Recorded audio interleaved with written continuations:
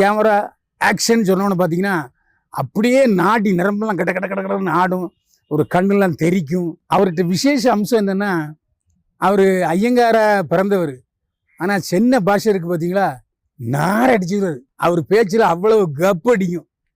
ஐயோ என்னையா இப்படி ஐயங்காரான்னுக்கிட்டு இப்படி பேசுகிறீர்னா, என்ன அப்படி சொல்லிட்டேள், சினிமாவாக்கும் டிவியாக்கும் நம்மளை பார்க்குறவா நம்மளை நேசிக்கணும், சிரிக்கணும்.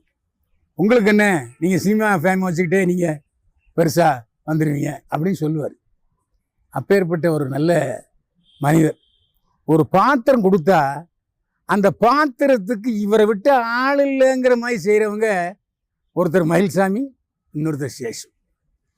அந்த கேரக்டருக்கு வேற ஒரு ஆளை நினைச்சே பார்க்க முடியாத அளவுக்கு பண்ணி விட்டு போயிடுவார். அதாவது ஒரு டைலாகை விசு பாணிலையும் பேசுவார், பாக்யராஜ் சார் பாணிலையும் பேசுவார்.